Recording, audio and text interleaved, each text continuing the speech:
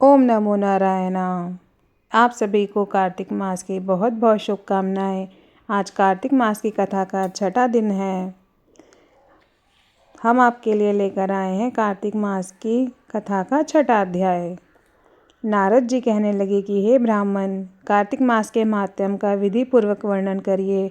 ब्रह्मा जी कहने लगे कि हे नारद, तुम बड़े सज्जन पुरुष हो जो लोगों के हित के लिए ऐसे प्रश्न करते हो। अब मैं ऐसी कथा तुमसे कहता हूँ जिसके सुनने मात्र से पापों का नाश हो जाता है।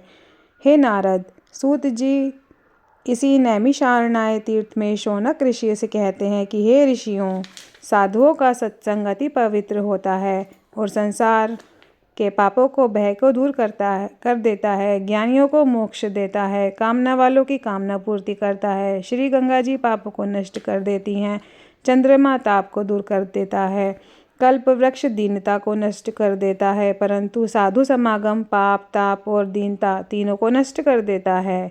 इसका आधा क्षण भी मोक्ष का देने वाला हो जाता है।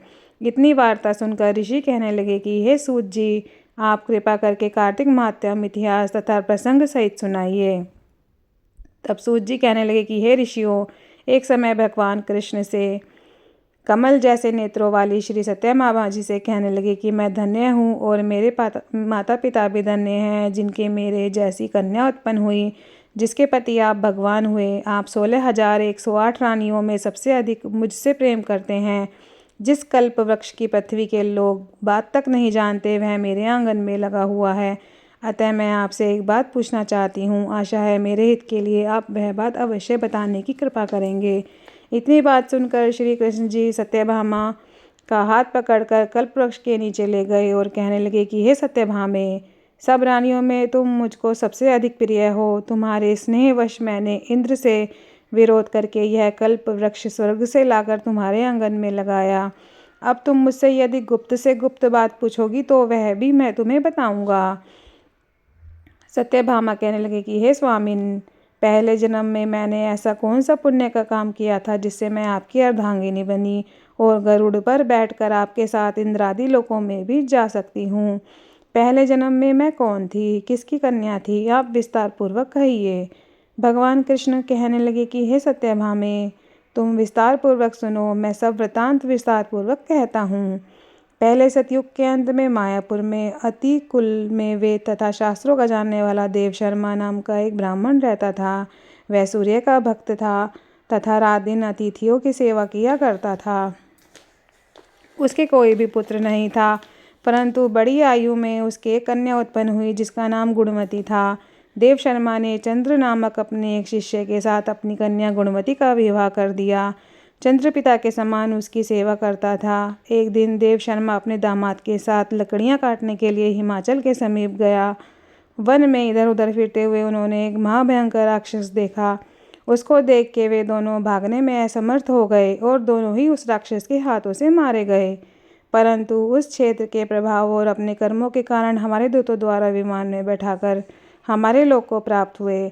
उन दोनों का मरण सुनकर गुणवती बड़ा रुदन करने लगी और पुकारने लगी कि हे पिता, हे पति, तुम्हारे बिना मेरा निर्वाह कैसे होगा, मैं किस प्रकार जीवित रह सकूंगी, तुम मुझे छोड़कर कहाँ चले गए, मेरे अन्न तथा भोजन का प्रबंध कैसे होगा, मेरे लिए अब कोई ठिकाना नहीं रहा। इस प्रकार विलाप करते हुए वह यह वृक्ष की तरह मूर्छित खाकर भूमि पर गिर गई और जब कुछ चेतना आई तो उसने घर का सामान बेचकर उन दोनों की अंतर्यष्टि क्रिया की और मेरी भक्ति में सदा तत्पर रहने लगी। इस प्रकार कार्तिक मास आ गया और वह कार्तिक के व्रत करने लगी तथा एकादशी का व्रत भी करने लगी। एक समय वह ज्वर से पीड़ित हो गई। वह दुर्बल शरीर वाली गुणवती गंगा स्नान को गई। अतः गंगा जी में प्रवेश करते ही शीत के मारे उसकी सब देह कांपने लगी और वह शिथिल होकर वहीं पर गिर पड़ी और उसी समय हमारे दूत सुंदर विमान में बिठाकर उसको हमारे धाम में ले आए।